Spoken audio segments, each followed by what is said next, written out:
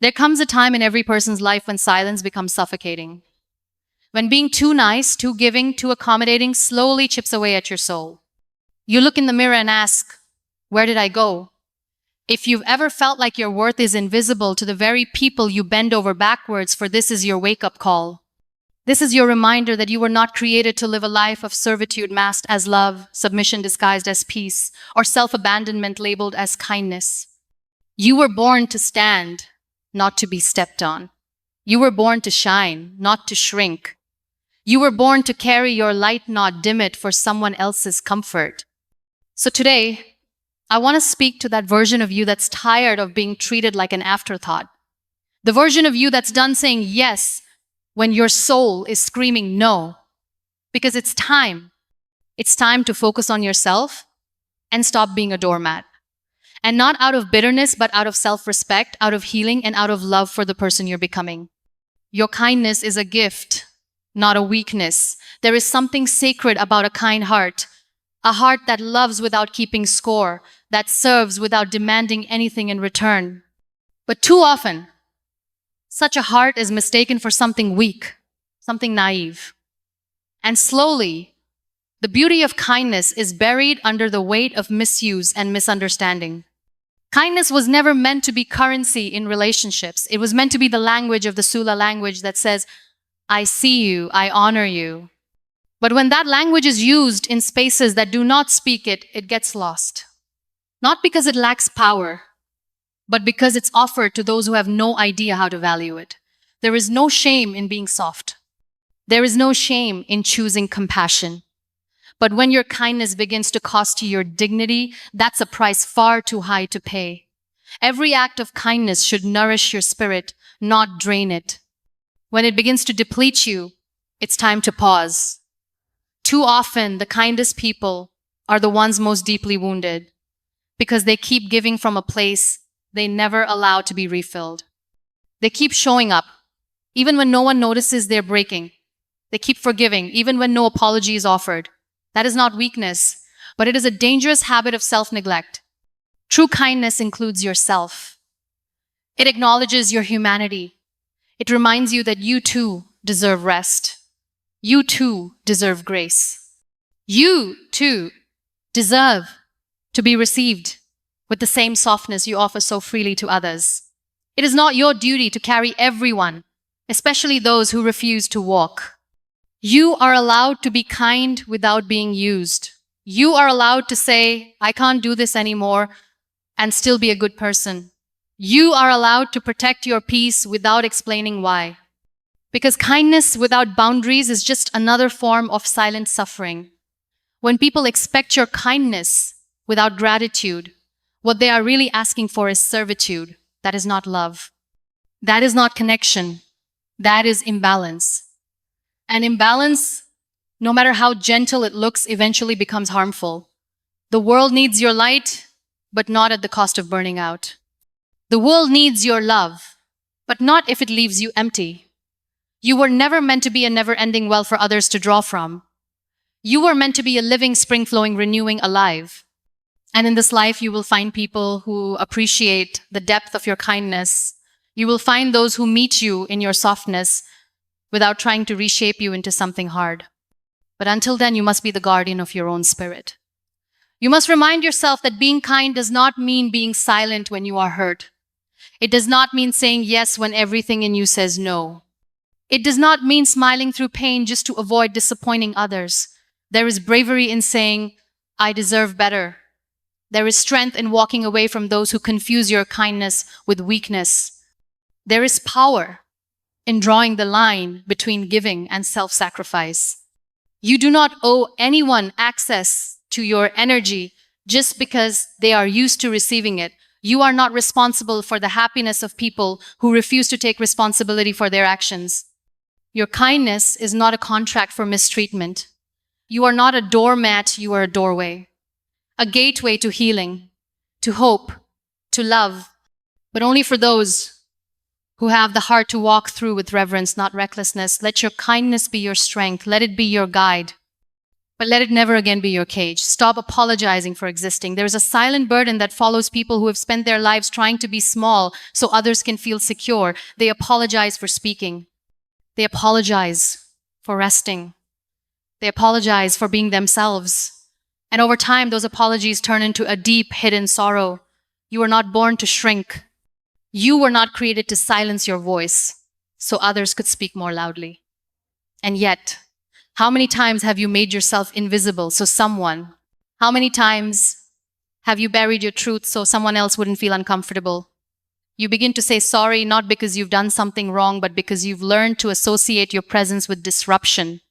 You've internalized the belief that your needs are a burden, that your truth is too loud, that your dreams are too much. But your existence is not a problem to solve.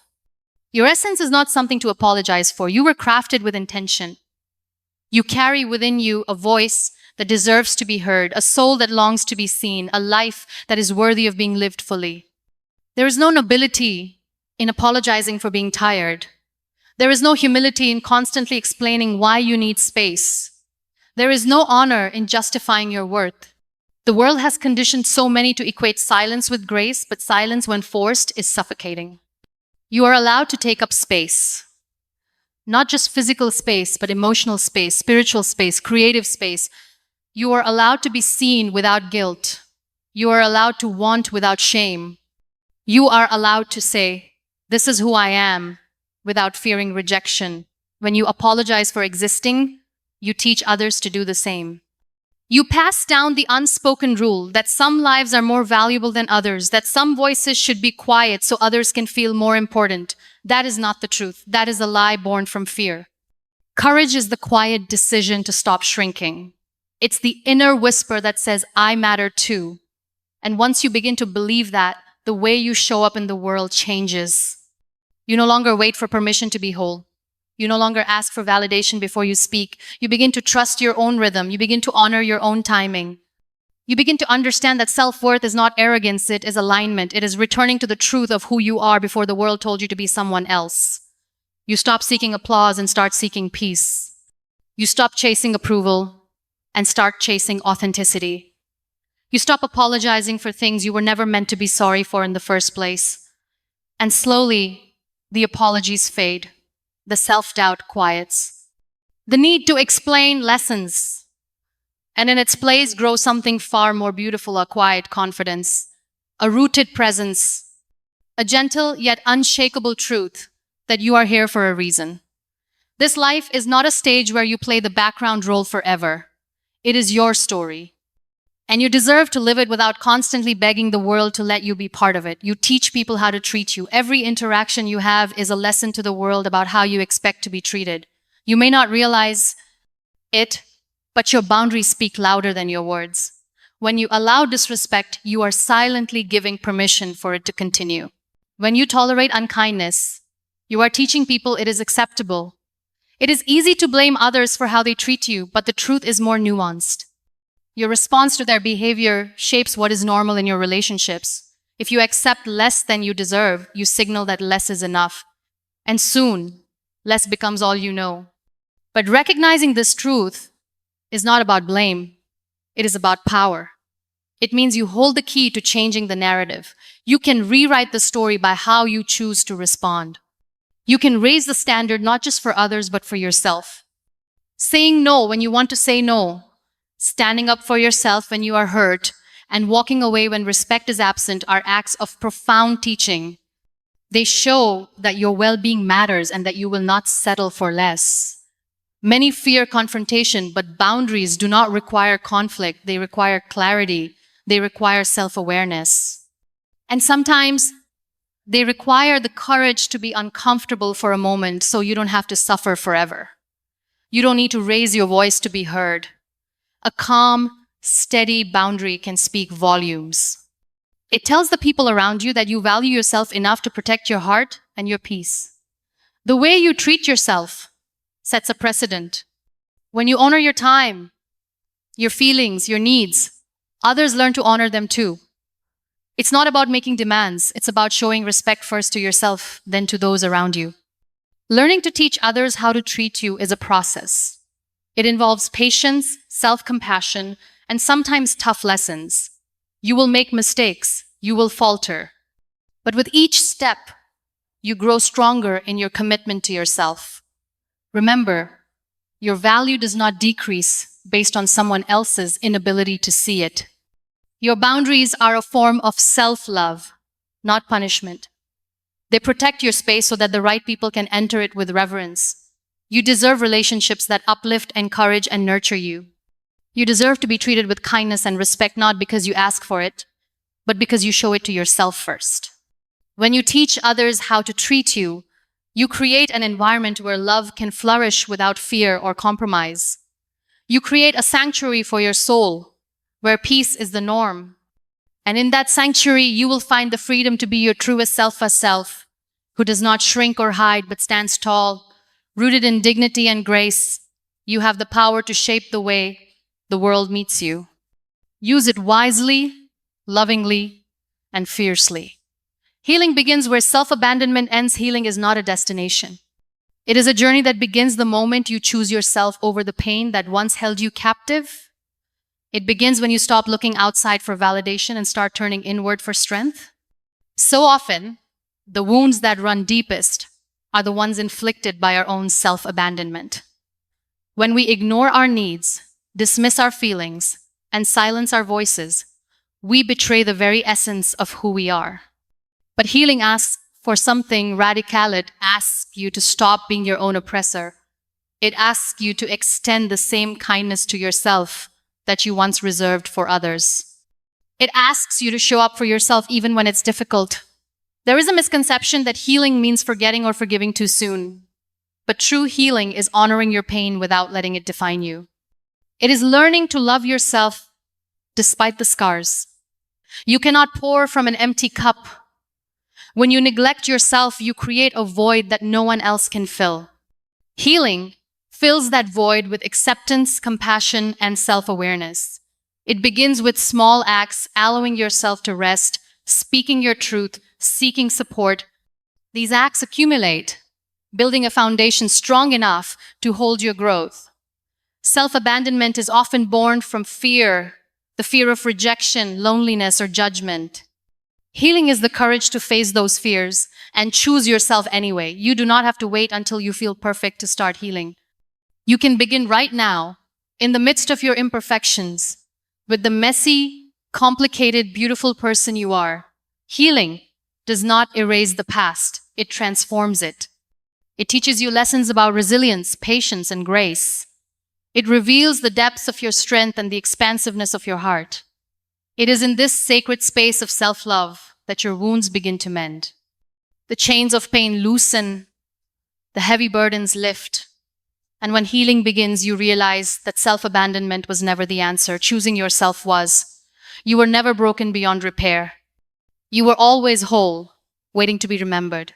You are not selfish for putting yourself first. The word selfish carries weight, a heavy label that stops many from prioritizing themselves. But the truth is, putting yourself first is an act of survival, not selfishness. It is the foundation upon which healthy relationships and genuine happiness are built. When you consistently sacrifice your needs for others, you erode your own sense of worth. You send a message to yourself that your happiness is secondary, that your feelings are less important. This imbalance creates exhaustion, resentment, and loss of identity. It is easy to lose yourself when you are constantly giving without receiving. But remember, you cannot pour from an empty vessel. Putting yourself first means setting boundaries that protect your peace. It means listening to your body when it asks for rest. It means honoring your emotions instead of suppressing them. It is not about neglecting others. It is about recognizing that your well-being matters just as much as anyone else's. When you nurture yourself, you cultivate a space where love can thrive. You owe it to yourself to be your own priority. Because when you show up fully for yourself, you show up fully for others. It is often misunderstood that prioritizing yourself means neglecting your responsibilities or relationships. But it means the opposite. It means engaging with the world from a place of wholeness and strength. When you put yourself first, you model healthy living for those around you. You teach others that their needs matter too. creating a ripple effect of self-respect and care. Choosing yourself first is not about arrogance. It is about reverence for your life, your dreams, and your peace. It is a radical form of love. You deserve the kindness you so freely give. You deserve the care you so easily offer. You deserve to be your own advocate and champion.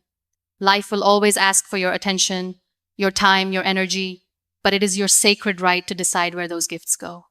When you stop apologizing for putting yourself first, you reclaim your power. You step into your truth. You live your life unapologetically. And in doing so, you inspire others to do the same. You break cycles. You heal wounds. You change the world an act of self-love at a time. At the heart of this journey lies a simple truth. You are not here to be anyone's doormat. You are here to live fully, to love deeply, and to honor the magnificent soul that you are. The world may sometimes try to convince you, otherwise asking you to shrink, to stay silent, to surrender your worth for the comfort of others. But your life is not a rehearsal for someone else's story. It is your own masterpiece, waiting to be created with courage, kindness, and conviction. Focusing on yourself is not selfish, it is essential. It is the foundation from which every healthy relationship grows, every dream is nurtured, and every wound begins to heal. When you stop apologizing for existing, when you teach others how to respect you, when you choose healing over self-abandonment, and when you embrace the strength in your kindness, you reclaim the power that was always yours. So stand tall with gentle firmness. Protect your peace. Cherish your heart and celebrate your worth.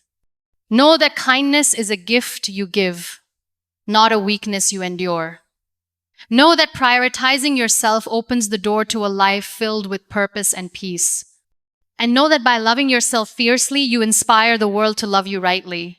This is your call to stop being a doormat and start being the magnificent force of life you were born to be.